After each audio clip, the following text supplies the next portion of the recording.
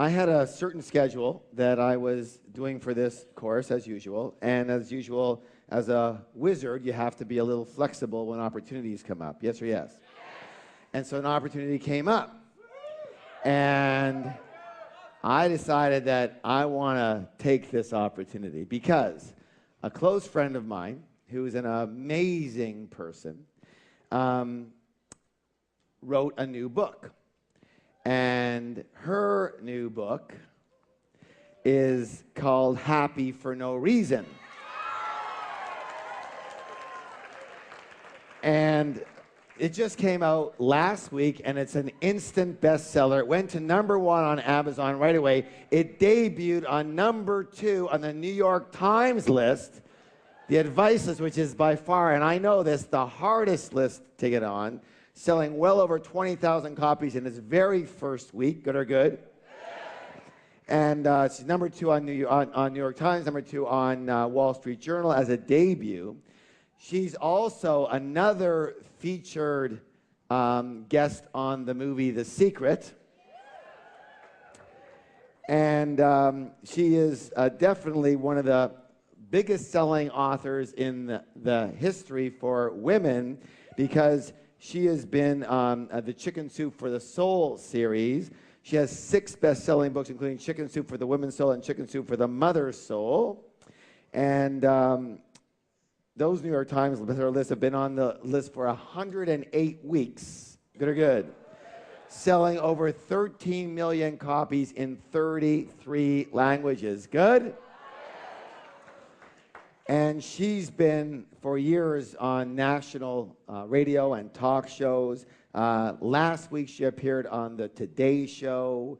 I think it was last night, she appeared, or the night before, on the Donnie Deutsch Show on The Big Idea.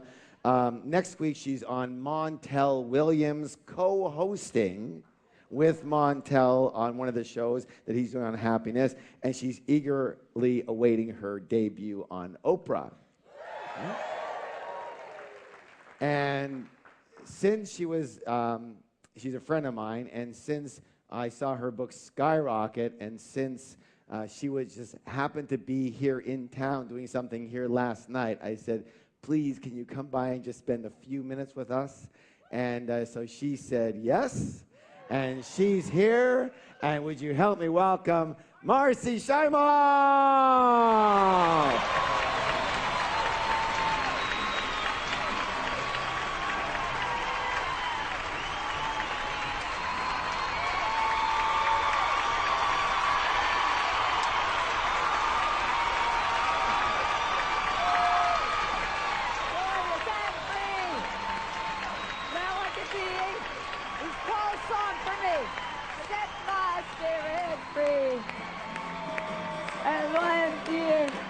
Inside of me, I will always be happy, happy for no reason, happy for no reason, happy for no reason. I'm so happy for no reason, happy for no reason.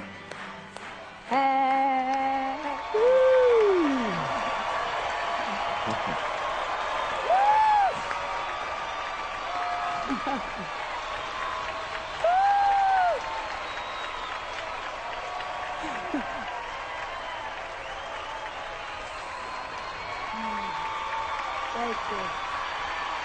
Thank you.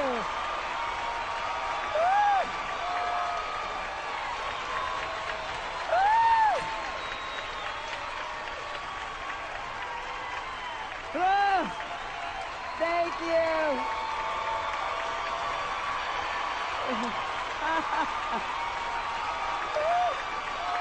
Thank you. Thank you. Thank you. Whoa. This is better than going on Oprah. You know, you all have a reputation. Wherever I go, people always tell me that the best group of people in the entire world to speak to is Harv's group.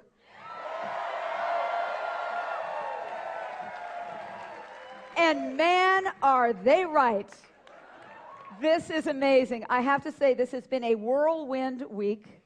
I've worked on this book for 5 years, and you always hope that you're going to, I had, when my first Chicken Soup for the Woman's Soul book came out 12 years ago, it shot to #1 on the New York Times bestseller list that week, and everybody said, that never happens. That'll never happen again. So I was, hoping maybe we'd go to 15. I was on the Today Show last week with Meredith Vieira, and I thought maybe we'd go to 15, and that's the break-off point to hit the list. So they called me 2 days ago, and they said, oh, Marci, you're not 15. I thought, oh, okay, I can be happy for no reason anyway. And then they said, you're #2. I said, okay, I'll be happy for good reason then. So it has just been a phenomenon. And for those of you who are wondering what was #1, it was a small little book that you've never heard of. It was something called The Secret or something like that. So actually, people have pointed out to me that I really was #1 and #2. So, well, we're here today to talk about happiness and you. Now, how many of you would like to have more joy, peace, and happiness in your life? Let me just see show of hands here. Okay. Does anybody in here wake up in the morning and say to themselves, gee, what could I do today to be really miserable? No, it doesn't happen. The one thing that we all want, that people have wanted since time immemorial, is to be happy. And nowadays, there is an epidemic that we are just, everything's about happiness. Everywhere you turn, there's a TV show on happiness. Some of you might have seen 2020 last week. It was a whole hour on happiness. And there is so much interest in happiness these days. Why is there so much? Because we have an epidemic of unhappiness in our society. According to the research, 1 out of 5 women in America is on antidepressants. 1 out of 5. 2 out of 3 people are unhappy in our society. 2 out of 3. That's a lot. Right now, I'd like you to turn and look to the person to your right, if you would. And turn and look to the person to your left. Only one of you is okay. Not in this room. I know that didn't work in this room. So here's the deal. We're working harder. We have more than we've ever had, and yet we're unhappier than ever. There's something wrong with this picture. At the same time, here's the great news. The great news is that we have cracked the code on happiness. It is the first time in history ever that science actually knows how we can raise our happiness levels. This should be headline news everywhere. This is the most important thing that people have ever wanted, and we know how to do it, and it's not been headline news, but it's starting to really catch on. Now, before I'm here tonight, I'm going to share with you the most cutting-edge, revealing stuff that we have found out about how you can raise your happiness level. But before we do that, I want to share with you why I believe unhappiness is such an epidemic, and it can be summarized in one word. The word is stress. How many of you have stress in your lives? Let me just see show of hands. Okay, those of you who aren't raising your hands are dead. As long as we're alive, we all have stress. And stress is very happiness robbing. Now, I've done some research on stress, and I found that there are 5 main stressors in our society that people have. I'm going to quickly go through these, and I want you to see if you have any of these stresses. The first stress that many people in our society have is the stress of going to work. 80% of Americans don't like what they're doing. Here's what we look like. In the morning, we're okay. We're pretty happy. We look okay. We're a happy camper. We end our days, however, looking like this. Now, some of you start your days looking like this. You know who you are. Second main stress we have in our society is the stress of kids. How many of you have kids? How many of you have ever wanted to do this to your kids? Uh-oh, a guy in the front row said that is his kid. We aren't advocating this. The third main stress that we have is the stress of communicating. Particularly male-female communications can be challenging. Women, here I want you to answer this question with me, women. The number one complaint that women have in communicating with men is that they don't what? They don't? I have a very smart audience here today. They don't listen. Here's an example of a husband not listening to his wife. She says to him, "I've got really bad menstrual cramps." He says, "I know just how you feel."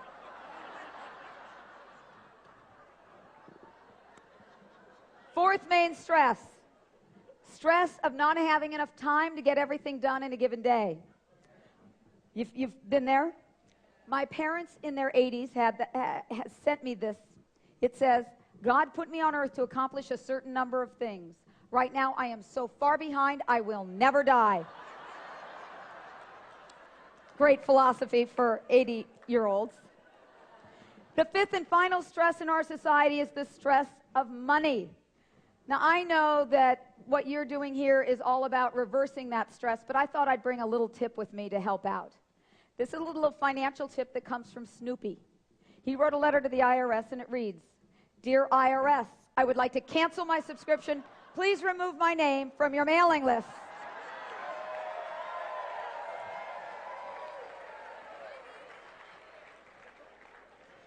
They're going to get a rash of letters from this group, I can tell. So if you have any of these stresses, I think that you will appreciate the tips and the findings that I have to share with you. I have two goals whenever I go to speak anywhere. And Harv was right. I literally, you can hear my voice. I've been on a radio tours and TV tour for an entire week, and my voice is not normally like this. I got a call just the other day, and he said, "Come on by." I mean, synchronicity, I happen to be here. So I'm just really, really thrilled to be here.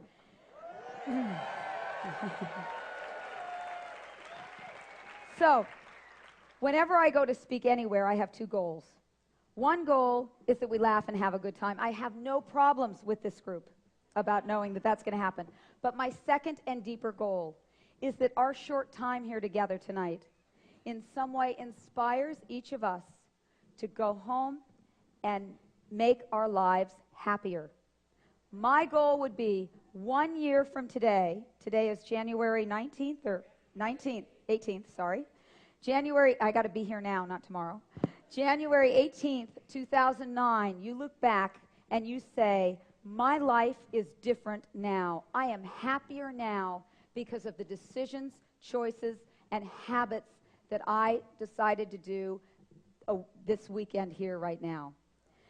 Now, the only way that happens is if you decide to make changes, if you change your habits. I heard Harv talking about the habit change. It is I researched people who are happy for no reason. I interviewed 100 unconditionally happy people, and I found that the only difference between them and everybody else is that they have different habits. And I uncovered 21 core happiness habits that these people have, and I'm going to share some of them with you.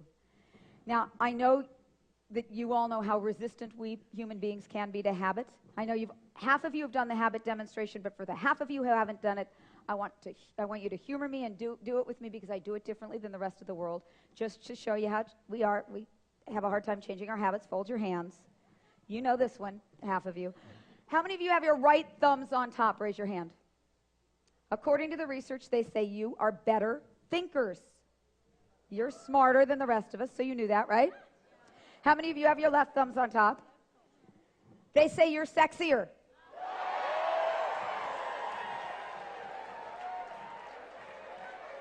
We have a very sexy group here tonight.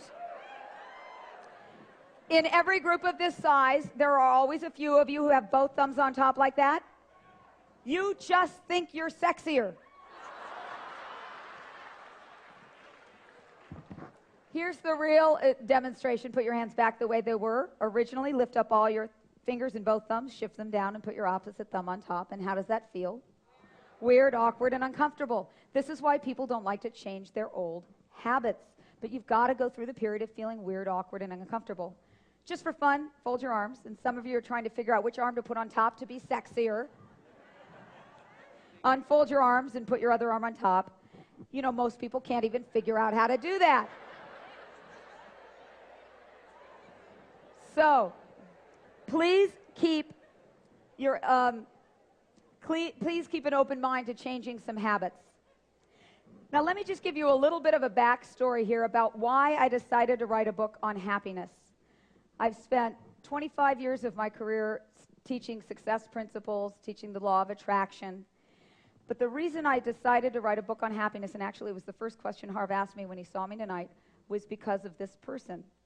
Now, how many of you know who this person is? Who is that? God, you guys are psychic. Did you meet him? This is my dad. His name's Mark. Say hi to Mark. Hi. He passed away 2 years ago on Valentine's Day. But, oh, he's totally right here, let me tell you. He is here now. He was my first happy for no reason role model. My dad, he was amazing man. See, he even gets applause when he's dead, you know? He's that kind of guy. He woke up every morning of his life with a smile on his face. It didn't matter what was going on, he was just happy to be alive. I, on the other hand, did not win the happiness jackpot at birth. I came out of the womb with existential angst. While all the other kids were watching Romper Room, I was the 5-year-old, the brooding 5-year-old in the corner worrying about the condition of the world. So when I was about 19, I was driving down the road with my dad, and I looked at him and I said, Dad, what's your best advice for life? And he looked at me, and he said 4 words. And these are the 4 words. He said, honey, just be happy. At which point I threw my arms in the air and I said, that's easy for you to say, Dad. You are just happy anyway. What do I do? He looked at me and he said 4 more words. He said, honey, I don't know. That was 30 years ago, and I have spent those 30 years to answer that question of how do I become happy? And the great mystery of life, I have interviewed all of the top experts in the field of positive psychology, neuroscientists, and I actually, this is between us, they weren't all that happy. So that's why I decided to actually go straight to the horse's mouth and interview the people who really were living what I was talking about, this state of happy for no reason. And at first, I have to tell you, it wasn't all that easy to find them. I would ask people, who's the happiest person you know? And they'd say, oh, John, he's the happiest person we know. And then they'd think, you know what? He's the most successful, but he's not really happy. And it took a while, but I found these happy 100. And the reason that I call this happy for no reason is that most people are out there trying to accumulate all of the things in life that they think will make them happy, the things and the circumstances that they think will make them happy. We live in a society of where we have 2 myths. The myth of more, the more I have, the happier I'll be. And the myth of I'll be happy when. I'll be happy when I get a raise. I'll be happy when I find the right partner. And the ever popular, I'll be happy when I lose 20 pounds. Those have been found scientifically to be myths. The research shows that over the poverty line, once you're over the poverty line, and that is everybody here in this room, there is no difference in happiness level based on income. In fact, 40% of the Forbes wealthiest 100 people are unhappier than the average American. It's also been found that we have a faulty ability to assess what's going to make us happy in the future. Daniel Gilbert is a Harvard psychologist who's written a book called Stumbling on Happiness, and he says we cannot determine how we're going to feel in the future based on a particular event, and we're never quite as happy as we think. And once a great thing happens, I mean, I have to tell you, Wednesday, I was high as a kite, but then you get acclimated, And you know what it's going to take next week to make me happy? Number one. So that's why happy for good reason, what I call happy for good reason, is fine, but it's not lasting. It's not the real deal. We're here for the real deal, the whole enchilada, the happy for no reason, which I define as this. Happy for no reason is a neurophysiological state of peace and well-being that doesn't depend on circumstances. That's the key. And it's actually in the brain, it's in the body. Now here's the coolest thing that they have found about happiness. And that is that we all have a happiness set point. And what that means is that no matter what happens to us, we hover around the same happiness level unless we do something consciously to change it. So they found that people who won the lottery, which, you know, we all think, oh, that's the golden ticket to happiness. People who've won the lottery, within 1 year, they have returned to their original happiness level. The same is true of paraplegics. Within 1 year, they have actually also returned to their original happiness level. So it's not the outside stuff. The happiness set point is based on three things. It's 50% genetic. You're born with it. It's only 10% circumstantial. That's the things. And it's 40% based on your habits of thoughts, behaviors, feelings, what we're here talking about. That's the part that we can do something about. So it's just like you can raise the thermostat at home to get warmer on a cold day. You can actually raise your happiness set point to become happier. And you don't have to become thinner or richer or smarter to do it. That's amazing. I mean, so we have had it, and I say this in the secret, we have it backwards in our society. We think that success is going to bring us happiness, but in fact, it's happiness that brings us success. Here are some of the fringe benefits of happiness. People who are happier are 35% less likely to get sick. They live 7 years longer. They have better relationships. They are more successful. And they make more money. They make almost $1 million more in their lifetime. So the fringe benefits are there, but we're going about it backwards. In fact, Albert Schweitzer has this beautiful saying, the one that I said in The Secret. I actually didn't know that I was quoting him in The Secret. It says, success is not the key to happiness. Happiness is the key to success. So I distill down, as I mentioned to you, these 5 core principles, or 21 core principles of happiness habits. And I'm going to share with you 5 of them tonight. The first happiness habit of happy people, first my little cartoon here. It says, all I want is a chance to prove that money can't make me happy. You've been there, right? These are 2 dogs. One of them says, I've got the bowl, the bone, the big yard. I know I should be happy.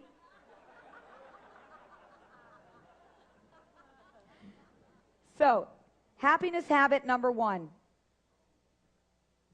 Don't believe everything you think. Now, how many of you talk to yourselves during the day? Let me just see a show of hands here. Okay, those of you who aren't raising your hands are saying to yourself, I don't know, do I think to myself? Maybe I do. We all think to ourselves all day long. They're called thoughts. And if you saw The Secret, you'll know the answer to this question. On average, how many thoughts does the person have in a day? Sorry. You listened carefully. We have 60,000 thoughts a day. I was actually giving a talk one time to a room full of truck drivers. They were all men. I was the only woman in the room. I asked them the same, there were about 500 or 600 of them. I asked them the same question, how many thoughts a day do you have? They looked at me and they said, oh, Marci, that is a simple question to answer. We have only 1 thought a day. I said, no, no, no. You have 60,000 thoughts a day. It's just that they're all about one thing. They said, you got our number. Now, for the average person, or for all of us, what percentage of our thoughts today are the same thoughts that we had yesterday and the day before? Oh, you guys know this.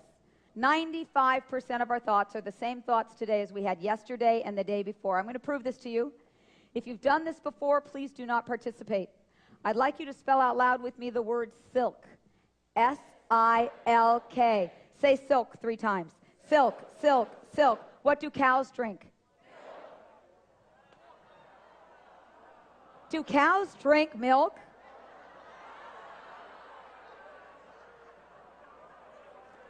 You have strange cows where you are. Cows drink water. I know some of you grew up on or near how many of you grew up on or near a farm? You are really embarrassed by that wrong answer. So you get a second chance. Spell out loud with me the word roast. R-O-A-S-T. Say roast 3 times. Roast, roast, roast. What do you put in the toaster? I got some of you twice. You put bread in the toaster. Okay, that's how habituated our thoughts are. Now, here's the most important part of the research. For the average person, what percentage of those thoughts are negative? 80%. 80%. What happy people have learned, what my happy 100, I call them, have learned, is that just because you have a thought doesn't mean that it's true. It was just an old repetitive neural pathway that was formed in your brain long ago, and it's time to start creating new neural pathways in the brain. And that's the difference. Happy people have said, okay, that's just a thought, and they've found ways, and I'll tell you some tools that I recommend using to release those thoughts. Now, I know that, how many of you are familiar with muscle testing? Let me just see a show of hands. Okay, we're not going to do that. Harv told me that. How many of you are familiar with this exercise of, raise your hand if you've seen the exercise of having your hand grow. Hand grow? Well, that's only about 1/3 of the room. So you know what? We're going to do it again. I want you to see how powerful your thoughts are. I know, Jack, for some of you have seen this. I'd like you to find a partner. The person sitting next to you is a perfect partner. Here's what I'd like you to do. Fold your hands right here like this, just like I'm doing, where your creases of the 2 creases at the very bottom are matching up. Make sure those are matching. And then fold your hands together like that. Now, inevitably, one hand is longer than the other hand, and I want you and your partner to look at each other's hands, and together I want you to observe and determine which fingers are longer, okay? Yeah, you got it? Okay, now, take your hands apart. Everybody identified which ones are longer? Good. Take your hands apart now. Take the hand that had the shorter fingers on it, okay? Hold it up here. That's your shorter finger hand. Put it out in front of you. And you're going to talk to that hand. I want you to say, grow, grow, grow. And now just feel it growing, see it growing, picture it growing, put your attention on it growing. Grow, grow, grow. Okay, now, some of you are actually feeling a tingling in your hands and an energy in your hands. We are so powerful. Now, put your hands back the way they were and put them together here and take a look. And take a look at your partner's hands. Take a look at your partner's hands. Is that amazing? Someone up here just had a brilliant thought. She said, does that mean if I look myself in the mirror every day and say grow, that I'll grow? I don't know. I haven't tried it. Obviously, I haven't tried that. It could work. That's how powerful our thoughts are. So if 80% of our thoughts in a given day are negative, there are things like, by the way, the most happiness-robbing thought we have is, I'm not good enough. I'm not good enough. In fact, if you saw it, did any of you see me on the Today Show or on the Donnie Deutsch Show? I did the muscle testing demonstration with Meredith Vieira on the Today Show, having her say I'm not good enough, and her arm went down really easily. And then I had her say I am good enough, and her arm stayed strong, and she really loved it. And then I did it on Donnie Deutsch, and he was great too. And there are a lot of millions of people in America now know about the muscle test. So our thoughts are so amazingly powerful. I want to share with you a story about somebody who has definitely used the power of his thoughts and of his mind to not believe everything he thought or that society would have him think. It's a story about a man named Roger Crawford. I'm going to show you a picture of Roger, and I want you to tell me what's different about Roger than about you and me. His hands. Roger was born without any palms. He has just one thumb coming out of one arm and a thumb and a forefinger coming out of the other arm. Now, what you can't see in this picture is that Roger was also born with a badly crippled left leg. His leg had to be amputated from the knee down when he was just 5 years old. So he grew up on an artificial leg. Now, these aren't great circumstances, but Roger was actually fortunate. And he was fortunate because he had parents who taught him that it wasn't his circumstances in life that would affect his happiness, but rather it was his thoughts and attitudes about himself. So in the 8th grade, Roger's mother noticed that all of Roger's pant pockets were worn out. Why were his pant pockets worn out? Hiding his hands. So what did his mother do? Sewed them shut. She said, honey, God gave you these hands. I want you to be proud of who you are, and I want you to show yourself to the whole world. Well, armed with that attitude, in the 9th grade, Roger decided to try out for the football team. Miraculously, he made the football team. But he wasn't called into every game, so he set what he thought was a realistic goal for himself, which was to get one touchdown during one game of the season. The final game of the season came, and he hadn't gotten his touchdown yet, so he went into that game with full focus and attention. This is the game, I'm going to get it. Halfway through the game, the quarterback sent the football flying in Roger's direction accidentally.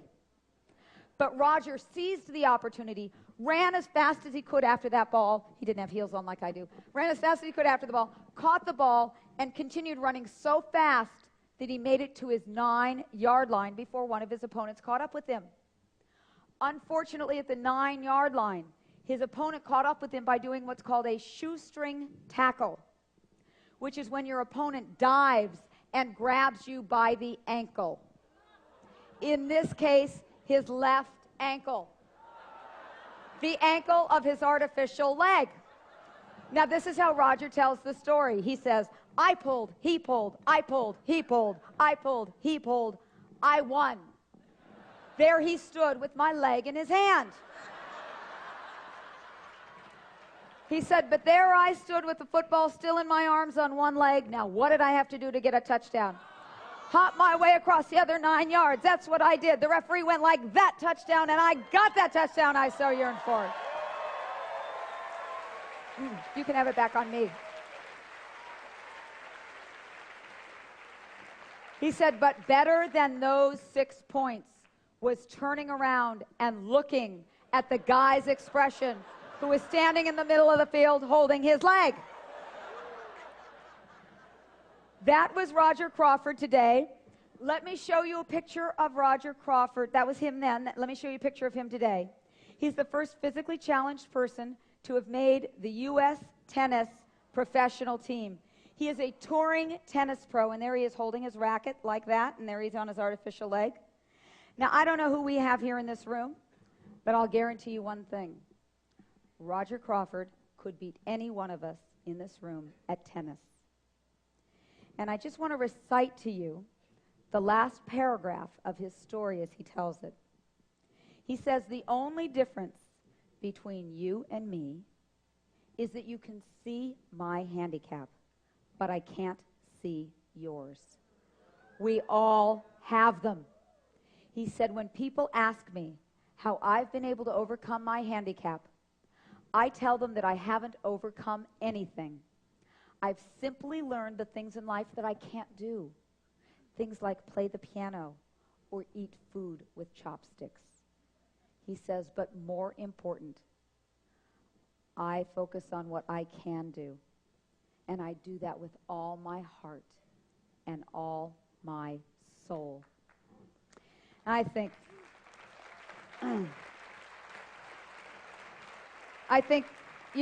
here is a guy who's got a lot less going for him than many of us do. But he's living his life with all his heart and all his soul. How many of the people do you know in your life can you honestly say are living their lives with all their heart and all their soul? Probably not that many. Most people are just getting by. We are not here on this planet to get by. We are not here to just survive. We are here to thrive. That is why we're put on the planet, regardless of our circumstances. And I know we all have challenges. Some of us just have our challenges or lessons in certain areas like relationships or money or health. Some people have more visible challenges. Here's an example of a visible challenge. It says, bummer of a birthmark, Hal.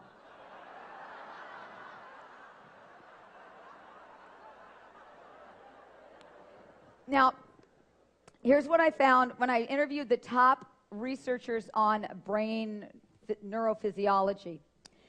They say that we all have what's called a negativity bias. It's something that we inherited from our ancestors in the caveman days. It was our survival mechanism that we had these alarm systems that went off and really registered all of the negativity. He used a phrase that I love. He said, we have Velcro for the negativity. And I'm just going to show you up there. We have Velcro for negativity. So when negative things happen, they stick to us. And we have Teflon for positivity. The positive things just slide off. So, for example, you get 10 compliments in a day and 1 criticism. What do you remember? The criticism. The criticism is what's Velcro, and the compliments are Teflon. What I've found is that people who are happy, deeply, lastingly happy, have reversed the Velcro Teflon percentage. They actually register, and this is one of the tools, they actually register the positive very, very consciously. So if something really great happens, they actually celebrate it. They take time and register it. They don't just quickly move on to the next thing. If they get a compliment, they don't slough it off. They take it in. They say yes. They actually register those things. Now, I know you probably I know you had a wonderful time this morning with my buddy Lisa Nichols. Is that right? Woo! So, did Lisa tell you the mirror exercise? You're kidding. No? Yes? Harv, do you do this later? I do something like it. Okay, then Yeah, I'll let you do it. Okay. But it's one of the things that we talk about. What I found is, with the 21 core happiness habits, that they fall into 7 main areas of our life. And the first area that they fall in, I might as well just give these to you right now. The first area that they fall in is the area of, I should tell you, I made an analogy for building a home for happiness. You know, you can't remember, people don't remember 7 habits, but they will remember an analogy or a metaphor. So the analogy is building an inner home for happiness, and your home has 7 key elements to it. The first element is a foundation. The next 4 elements are your 4 corner pillars. Then you have a roof, and then you have a garden. So here's the foundation for building your inner home for happiness. It's taking responsibility for your life and taking ownership of your happiness. Most people don't even think about getting happy. They just really are trying to get by. And most people think that their happiness is dependent upon other people or other things. They're victims. That will never work. So the first habit, or the first step, is building a strong foundation, is taking ownership of your happiness. The second step is the pillar of the mind, and that's this one we've just talked about, which is don't believe everything you think. The third step is the pillar of the heart, which we're going to talk about in just a minute, but I'll give it to you now. It's let love lead in your life. The next pillar is the pillar of the body, and it's make your cells happy. The cells in your body. Happiness is not just a mental thing. A lot of books out there talk about happiness, and it's all about changing your mind. That is so much only part of the picture. It's also about changing your physiology. And the research has found that the happier we are, the more serotonin, endorphins, dopamine, oxytocin we have. And I share with you ways that you can raise your serotonin, your oxytocin, and your chemicals through what you eat. I list happy foods. I talk about the way you breathe, the way you exercise, the way you sleep. The next pillar is the pillar of the soul. And it says, plug yourself into spirit.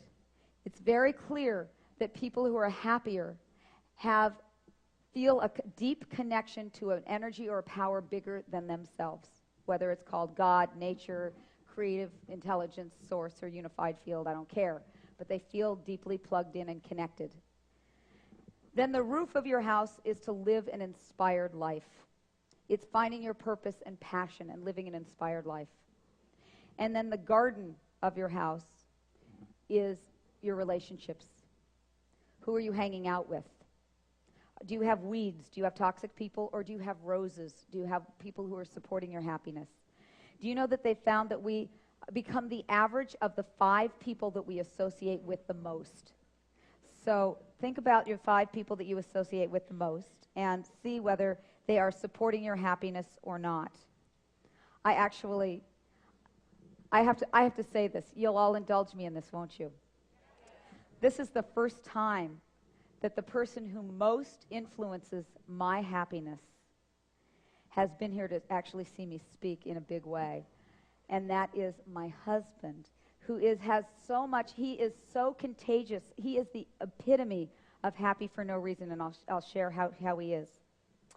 Every morning, and anybody who's visited our home knows this. If you're a guest in our home, one of the big treats of being a guest in our home is getting to listen to Sergio sing in the shower. He has a fabulous voice. He has this great Italian voice, and he sings at the top of his lungs in the shower.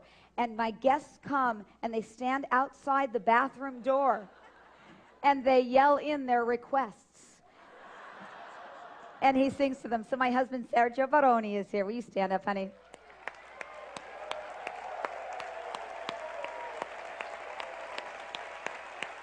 Come here. Come here. Thank you, baby.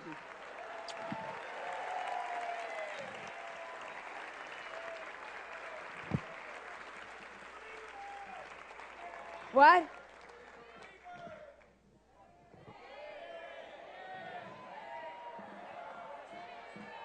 He has sung to some of you, I will tell you that, actually. Sergio is a success tracks coach, and I think he probably has, do you coach some of the people here in this room?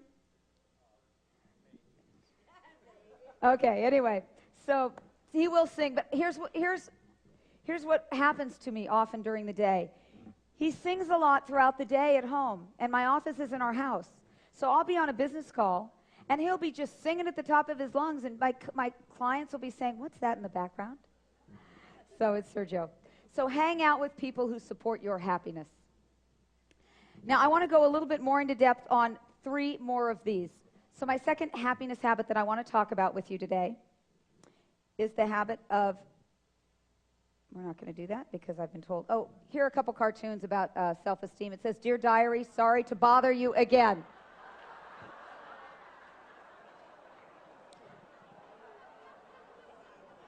It says, "I've tried letting my mind drift off to my happy place, but I can't get cell phone reception there."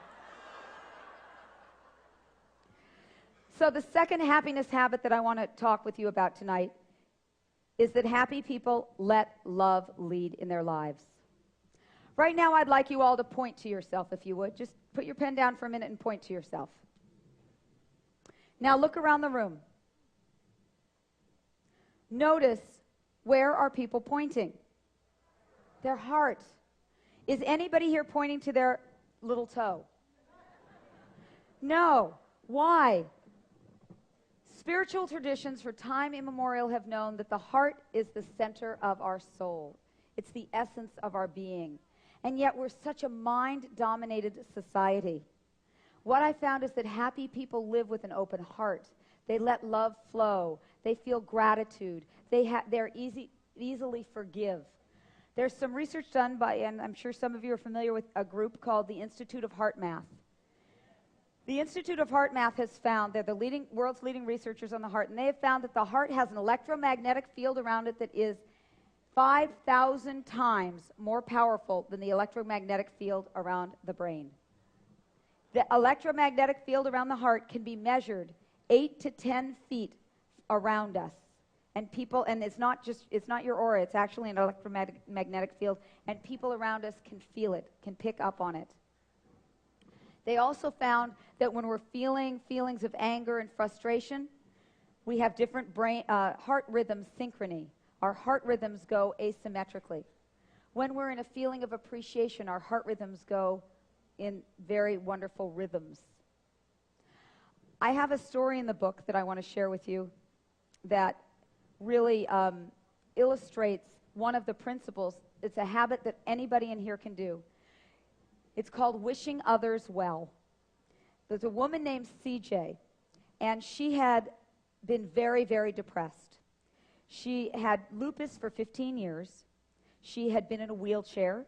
She was very overweight, and she was basically miserable. She heard about this very simple practice of wishing others well, and she decided to try it. So every day, what she would do is send a silent wish in her heart for happiness and health for everybody that she would think about or encounter. Friends and family, strangers. She'd do this for people as she was driving down the street. She'd pass driving down the street. She did this every day for a year, and this was the exact prayer she would wish for them. She would say, "May you be safe, may you be happy, may you be healthy, and may you live with ease." 1 year after doing this, what happened to the people that she said this wish to? I can't tell you, but I can tell you what happened to her. Her happiness level soared. She is out of the wheelchair. She's exercising 3 times a week. She is completely and totally symptom-free, and the doctors say it is a medical miracle. The only thing she did differently was to wish others well. This is something that any of us can do. It is a simple thing. And I say try it for 30 days and see if it doesn't raise your own happiness level. I'm going to tell you another story. And this I think, this is actually a chicken soup for the soul story. I think this is a very important story to be told.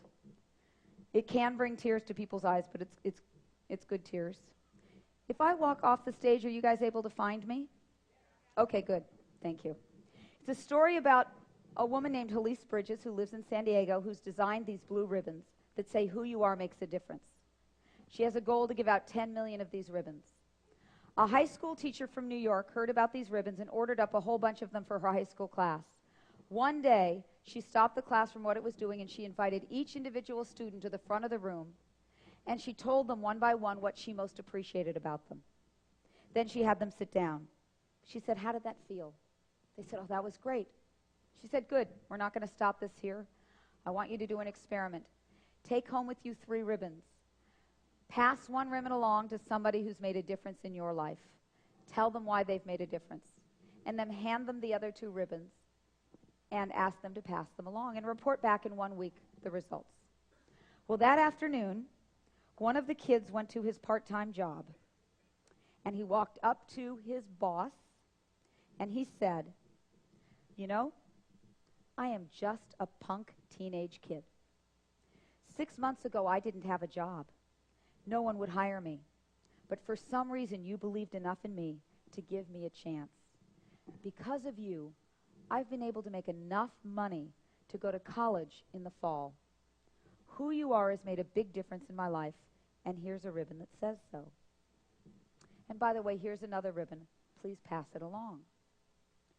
That afternoon, his boss walked into the company president's office, walked up to the company president and said, "You know, I have been working here for 10 years, and I have never told you that I think you are a creative genius. You inspire me every day with your creativity. Who you are has made a big difference in my life, and here's a ribbon that says so." "You're welcome. Here's another ribbon. Please pass it along." That evening, the company president was driving home, and he was thinking to himself, who could I honor with this ribbon? When he realized it had been a very long time since he had said anything positive or uplifting to his 14-year-old son. So he called his son into the living room. He sat him down. He said, you know, son, most of the time I just yell at you for all the things that you do wrong. But I realized tonight on my drive home that besides your mother, you are the most important person in the entire world to me. You mean everything to me. You make me laugh. You make me love. I don't know what I would do without you. At that, his son burst into tears and ran out the door, causing his father to think that he'd made a big mistake. The boy, however, 5 minutes later, he walked back into the room, and his father noticed that his tears were cleared from his eyes. But his father also noticed that his son was carrying something in his hand. As the boy got closer to his father, the father could see that what his son was carrying in his hand was a gun. The boy looked up at his father and said, Dad, I was going to commit suicide tomorrow because I didn't think that you loved me. Now I don't have to. Please take this from me. That is a true story. It's a true story about the effect that one person has on another person's life just by telling them that they make a difference. Now, I don't know this for a fact, but I believe that we would have a lot more peace on this planet of ours that certainly needs more peace if people on a more regular basis were to tell the people around them that they appreciated them. So you all have a homework assignment, and that is sometime between now and the time you go to bed tomorrow night, I want you to tell somebody in your life why you appreciate them. And don't just tell them that you do. I want you to give them a reason. Yeah, I appreciate you because you make me laugh. I appreciate you because you believe in my dream. You help me believe in my dreams. I appreciate you because you're a great listener and you really support me. Give them a reason. Now, to give some of you some practice, to give you some practice in doing this and to give some of you some chance to clear your tears from your eyes, I'm going to have you do this right now with your partner. This is the person you did this little experiment with. Now, some of you just met that person about an hour or so ago. Some of you have known that person for a while. It doesn't matter. We're very intuitive people. I'd like you to tell them something you appreciate about them and make it deeper than I appreciate your eyelashes. And I'm going to give you 30 seconds to do this. The person with the shorter hair of the two of you will go first. Go.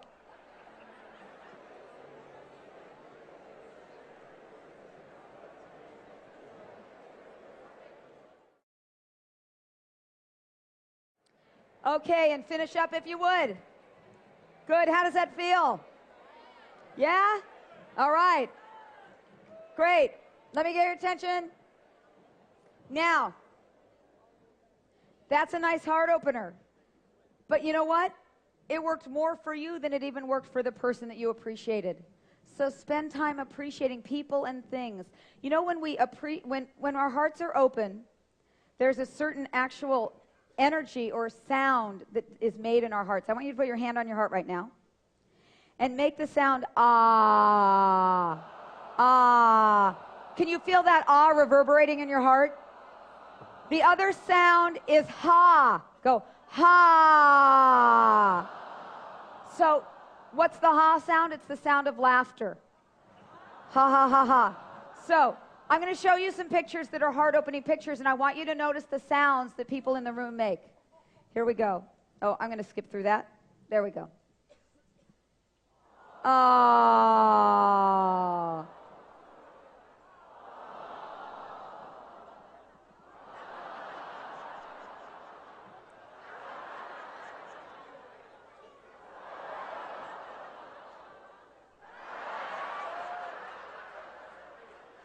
All right, notice how it feels in your heart, yeah? Good. All right, so the second habit was let love lead. The third habit has to do with the law of attraction. People are always asking me, what's the connection between the law of attraction and happiness? So I have a little secret formula that I use that I think is the happy for no reason version of the law of attraction. But first, let me share with you a quote from Rhonda Byrne about the secret. She says, I want to let you in on a secret to the secret. The shortcut to anything you want in your life is to be and feel happy now. It's the fastest way to bring money and anything else into your life. That's the real secret to the secret. Now, in the film, they use 3 steps: ask, believe, and receive. Those are fine. I happen to use my own 3 steps. I like them better. They rhyme, and I've used them for about 20 years. And these are them. These are the 3 steps. They are intention, attention, and no tension. Now, here's the trick. Intention, we all know what that's about. We're clear on our intentions. We know what we want. Second step, attention. You put your thoughts, your words, your feelings, and your actions into it. The third step is the step where I find people in our culture are really falling down in, and that is no tension. Let go, relax, be happy for no reason, and watch what shows up. When you don't need something, that's when it shows up into your life. I get so many letters and emails and calls saying, the law of attraction, the secret's not working for me. It's not working. You're just not doing the real deal, no tension. Here's a beautiful quote by Lao Tzu about no tension. He says, by letting it go, it all gets done. The world is won by those who let go. But when you try and try, the world is beyond the winning. To the mind that is still, the whole universe surrenders. So I have a very, people are always asking me how I got to do the Chicken Soup for the Soul books. And I'm going to tell you the very quick version of this. And that is, I was very clear on my intention. When I was 13 years old, I saw my first professional speaker, a man named Zig Ziglar. I said, that's what I'm going to do when I grow up. My parents weren't happy about that. My dad was a dentist. They wanted me to be a dental hygienist. But my mom said, honey, you sure talk enough. You might as well get paid for it. I put all of my attention on this. I got an MBA in training and development. I taught in Fortune 500 companies. I was teaching seminars to women on self-esteem. Jack Canfield was my mentor. But I was hitting up against a wall. Have any of you hit up against a wall? Hitting up against a wall. And I said, I can't go any further. I got to take a break. So in January of 1994, I went on a 7-day silent meditation retreat. Now, I had not been silent before that for more than 2 hours in my life. So it was a challenge. But on the 4th day, in the middle of a meditation, a light bulb went off in my head, and I saw the words chicken soup for the woman's soul. Now, none of the specialty chicken soup books had been conceived of. Only the first book was out. As soon as I got that vision, I knew that was it. I knew it was a gift. It was an absolute, it felt like a gift from God. But I had only one problem. I had 3 more days of being silent. I had just had the great epiphany of my life, but 3 more days to be silent. As soon as I was done with silence, I ran to the closest payphone, called up Jack, said, I've got it, chicken soup for the woman's soul. He said, oh my God, I can't believe we hadn't thought of that. He called up the publisher. Publisher said, oh my God, what a brilliant idea. 90% of our readers are women. And within 2 weeks, I had a contract. And within a year, I had a #1 New York Times best-selling book. And I guarantee it only happened because of 3 steps: intention, attention, and no tension. If I hadn't done that no tension step, it wouldn't have happened. It wouldn't have happened. The other part of the law of attraction, of course, is a big part, is being able to picture it. And I wanted you to tell me who it is that this is. Greg Louganis. In 1984, Greg Louganis was supposed to win the gold medal here in LA Olympics for diving, but he did a bomb of a dive. One of the reporters asked him, why was that such, are you going to go back to your room after this and watch that dive on videotape? He said, no way. I'd be crazy. What I'm going to do is go back to my room and watch my best dives. I'm not going to picture what I don't want to have happen. So you've got to picture it, which is why these vision boards are so powerful. In fact, if everybody would stand up for just a minute, I'm going to walk you through a picturing exercise, a visualization exercise.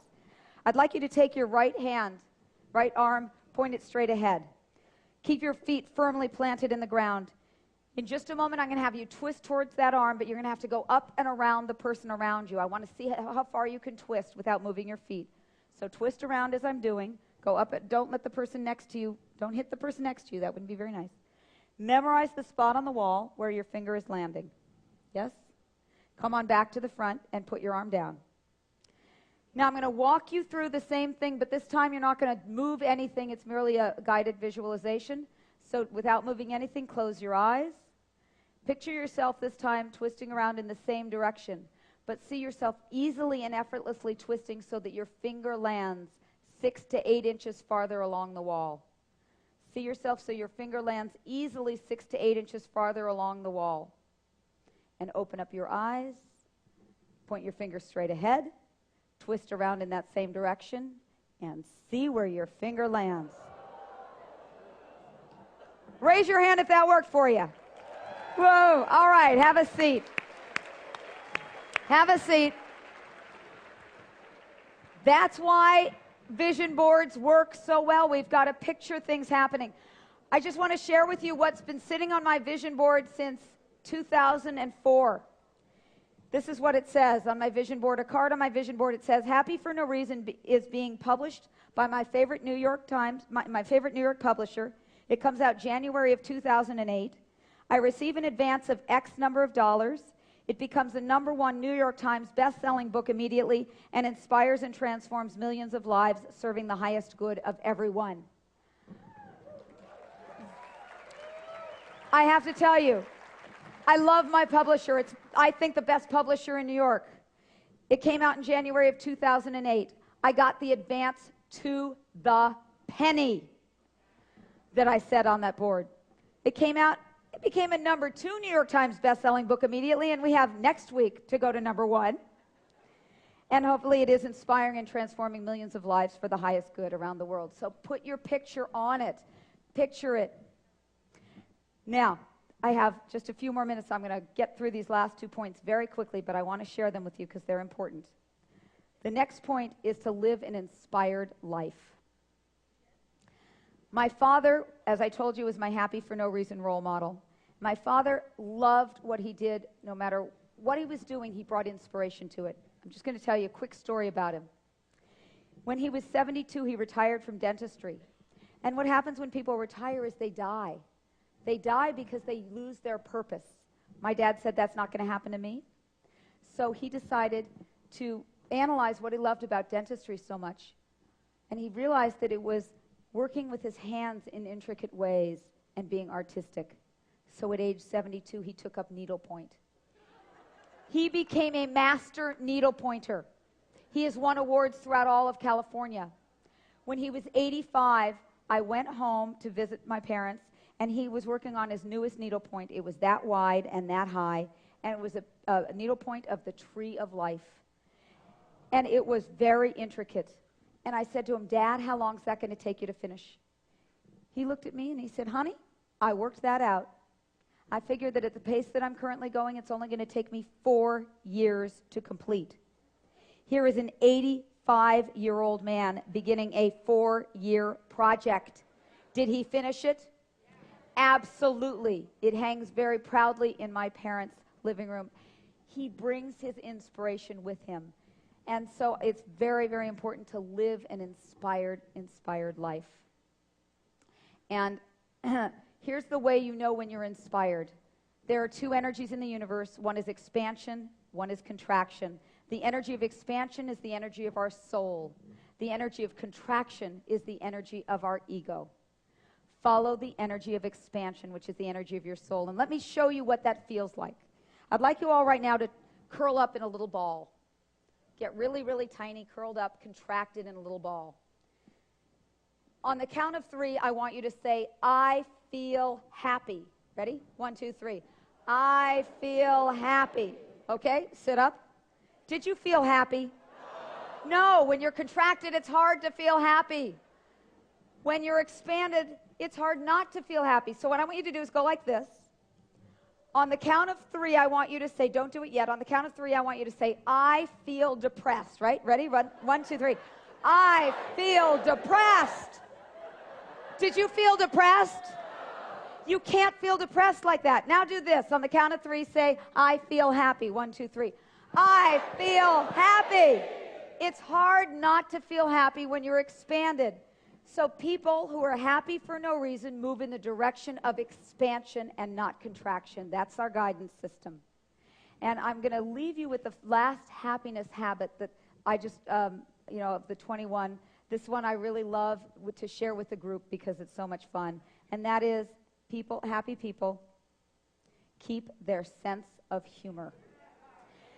Humor creates endorphins. We all have heard about that. Do you know on average, children laugh 425 times a day. On average, adults in our society laugh 15 times a day.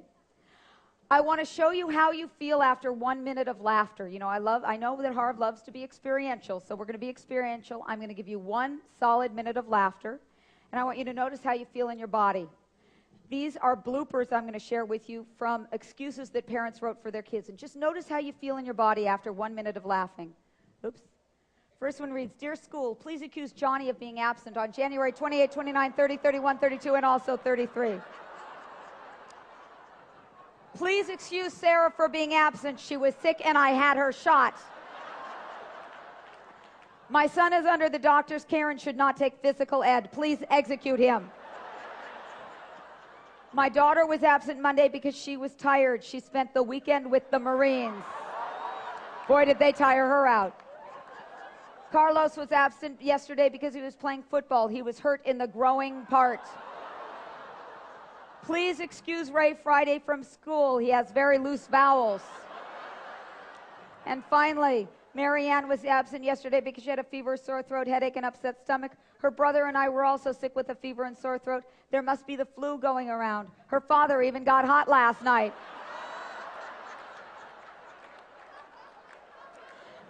Notice how good you feel right now. Now, do you know that you don't just have to laugh to create endorphins? You can just smile and you'll create endorphins. I want to prove this to you. I want you all to smile at me, a big smile. Look stupid like this. Big, big smile. Turn to your partner with that big smile on your face. Look them in the eye and say, I hate your guts.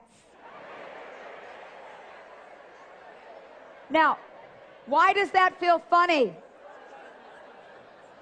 The reason that feels funny is that the minute we're smiling, we're sending a message to our brain telling us that we're in a good mood. The next time you find yourself in a bad mood, just sit like this all day long, and 2 things will happen. Number 1, you'll feel better. Number 2, no one will bother you. I have to end tonight with the last story about my father.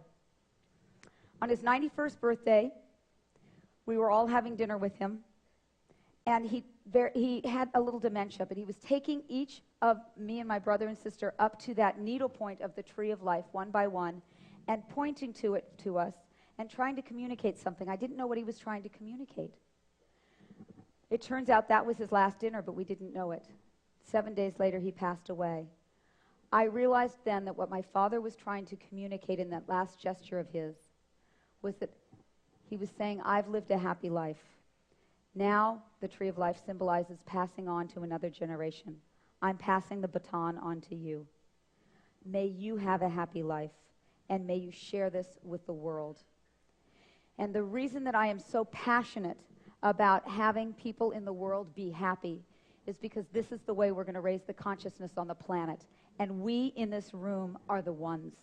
We are it. And I'm going to leave you tonight with a Chinese proverb that sums up my philosophy. And then immediately after that, some church bulletin bloopers because I want you ending laughing. I think Harv will appreciate that. But first, the Chinese proverb that goes like this. If there is light in the soul, there will be beauty in the person. If there is beauty in the person, there will be harmony in the house. If there is harmony in the house, there will be order in the nation. And if there is order in the nation, there will be peace in this world. My prayer and my wish for each one of us is that we feel the light, the joy, the love, the happy for no reason in our own lives. And through that we create a world of peace and love and happiness and joy. And that in doing so, we laugh along the way. So I leave you with my closing humor from church bulletin bloopers. It goes like this. This afternoon there will be a meeting in the south and north ends of the church. Children will be baptized at both ends. Tuesday at 4 p.m. there will be an ice cream social. All ladies giving milk, please come early. Wednesday, the Ladies Literary Society will meet. Mrs. Johnson will sing Put Me in My Little Bed, accompanied by the pastor. Oops. Thursday at 5 p.m., there will be a meeting of the Little Mothers Club. All wishing to become little mothers will please meet with the minister in his study. I'm afraid there's a lot of that going around these days. The ladies of the church have cast off clothing of every kind, and they can be seen in the church basement on Friday afternoon. And what a sight they are. This being Easter Sunday, we will ask Mrs. Brown to come forward and lay an egg on the altar. And finally, the service will close with little drops of water. One of the men will start quietly, and the rest of the congregation will join in. May we all live with love and laughter and joy in our hearts and souls. Let's hear it, guys. Thank you. Thank you. Marci Shimoff, guys. Thank you, great job. How was that? How was that?